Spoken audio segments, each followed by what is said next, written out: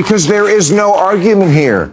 There's just the sugar rush that the no-contact people get from never coming in second in a I hate Trump the most contest. Really? That's your strategy, to go full high school and tell the guy with all the power he can't sit with you at the lunch table? To borrow a phrase familiar to HBO viewers, you are not serious people. Perpetuating victimhood, especially when it's false, is not a great advertisement for leadership.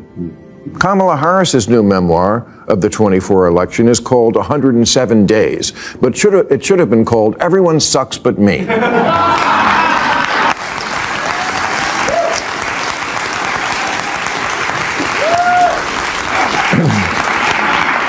107 Days is a victim's title because, get it, she only had 107 days to win. Yeah, and $1.5 billion and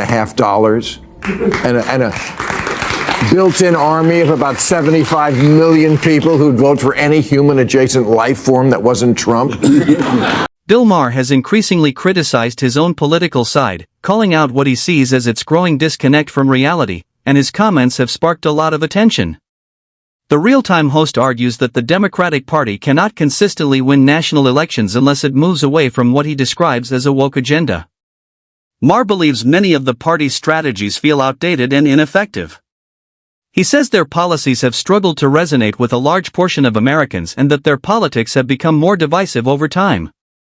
His criticism was direct, sharp, and uncompromising. So, let's take a closer look at what he had to say. But as it is so late in the game, let's just go right to the granddaddy of bargains now. The left will seriously quash all their loony woke shit, and the right will stop the slide into autocracy. That's really the only card left to play.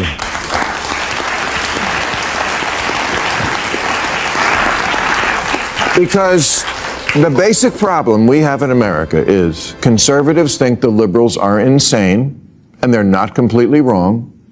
Now, I don't think most liberals are insane, but neither do they make it clear they disapprove of the ones who are, and their cowardice in not marginalizing their own crazies has been their downfall. Bill Maher began by highlighting what he views as a major problem within the liberal movement.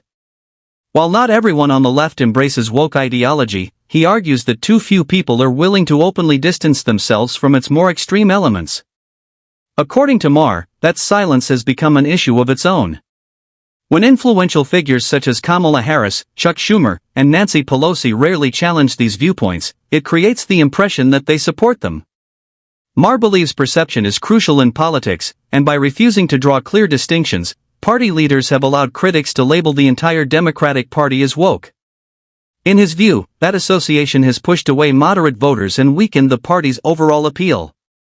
Rather than setting clear boundaries, they have blurred them, and he believes that confusion has contributed significantly to the party's ongoing difficulties. Couldn't get Neil deGrasse Tyson, a genius scientist and preeminent scientific voice in the media, to agree that it was ridiculous for Scientific American and The Atlantic to be claiming that separating sports by sex doesn't make sense. Yes, it does. Actually, it makes perfect sense. And it's obvious that it does. According to Bill Maher, the issue goes even deeper. He argues that some prominent scientists and influential voices on the left have quietly supported parts of the woke agenda, even when certain claims may not align with established evidence.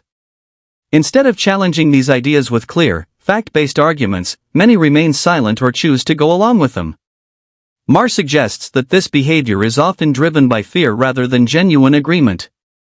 The possibility of backlash, professional consequences, public criticism, or online attacks has created an atmosphere where questioning certain beliefs can feel risky. As a result, ideas that might otherwise be challenged through open discussion and scientific debate are allowed to spread unchecked. In Maher's view, this has enabled some less widely accepted claims to gain influence, not because they are necessarily correct, but because too few respected voices are willing to challenge them when it matters most. A lot of stuff like that on the left, and when conservatives see it, they say, I'm sorry, we're just not going to go along with reinventing society, often pointlessly, even if we have to cancel democracy to do it. That's what they're saying. They see gender as only a construct and sex is assigned at birth, and they say, we're not doing that. Transing kids by self-diagnosis with no age limit, no parental notification, and no acknowledgement of social contagion, not doing it. Asylum now covers any reason for anyone to come to America, not doing it. Homelessness is a lifestyle. Natural immunity doesn't count anymore. Whiteness is toxic. Penises in women's prisons. Welcoming the Intifada. We're not doing it. Maher argues that much of this situation simply does not make sense. He believes that many of these ideas are promoted by the more activist and hardline segments of the woke left as part of a broader effort to redefine social norms. However, what concerns him most is not only the ideas themselves but also the silence of senior party leaders. According to Maher, many experienced Democratic figures understand that some of these claims conflict with established science and common sense, yet they remain reluctant to speak out. Whether due to fear of internal criticism, public backlash, or political consequences, they often choose caution over confrontation. By doing so, Maher argues, they allow the loudest voices to dominate the conversation, giving questionable ideas more visibility and influence. In his opinion, this only increases confusion and deepens divisions within the party. Because there is no argument here. There's just the sugar rush that the no-contact people get from never coming in second in a hate Trump the most contest. Really? That's your strategy, to go full high school and tell the guy with all the power he can't sit with you at the lunch table? To borrow a phrase familiar to HBO viewers, you are not serious people. Bill Maher also sees another major problem within the Democratic Party, the belief that continually attacking Donald Trump will be enough to secure victory in future elections. He argues that this strategy has already been tested and has not produced the results many expected. During the 2024 election cycle, critics frequently used highly charged language to describe Trump, hoping it would weaken his support. However, Maher suggests that many voters became skeptical of what they viewed as exaggerated rhetoric. Rather than presenting new ideas or offering a compelling vision for the future, the party remained focused on criticizing a single individual. In Maher's view, this approach failed to persuade undecided voters and may have intensified political divisions. He believes the lesson should have been learned by now, yet the party appears determined to continue using the same strategy instead of pursuing a different path. I mean, what exactly is the argument? That by talking to Trump, I'll elevate him? Oh my God, don't tell me he could become president. Well, I guess Ma'am Donnie is going to elevate Trump because he went to the White House today, and look who's getting along now.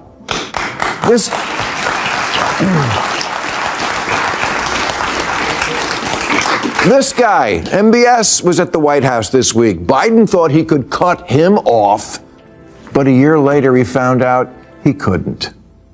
There's no perfect way to deal with Trump, but not engaging is for sure nothing. Critics such as Bill Maher often argue that the Democratic Party has become increasingly insular and less welcoming to those who do not fully share its worldview.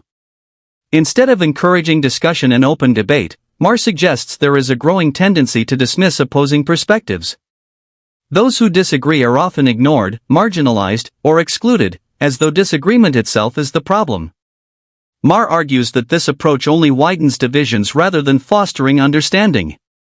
A frequently cited example is Sam Harris, who declined an invitation from Donald Trump to visit the White House because of disagreements over certain actions and policies. However, following Maher's line of reasoning, such disagreements should create opportunities for dialogue rather than shutting communication down entirely. In his view, meaningful conversations become even more important when people strongly disagree. Axios wrote a column in August entitled 11 Ways to Influence Trump, based on many interviews with people who have done that. Number 8, get face-to-face. The trick is getting in the room, away from cameras and social media. Trump will say or write horrible things, but rarely in person, one-on-one, where he comes off kinder, more interested, less erratic. Exactly. And there's a bunch of examples of this, most recently the CEO of Intel, who Trump was hating on, but then he met in person and now he's a great guy. Trump was gonna send the National Guard to San Francisco, but somebody talked him out of that. Kim Kardashian, for fuck's sake, convinced him to sign legislation. Don't you get it? Do you really not get it at this point? Everything with him is done through personal relationships. He's a people guy. According to critics like Bill Maher, Donald Trump's electoral success came largely from focusing on issues that many Americans considered important in their everyday lives. Rather than emphasizing broader cultural debates or ideological causes, he concentrated on concerns related to jobs, the economy, and national identity. Supporters argue that this approach allowed him to connect with voters who felt ignored or dismissed by traditional political messaging. Instead of promoting major social transformations or controversial cultural ideas, Trump focused on themes that were straightforward, familiar, and emotionally powerful.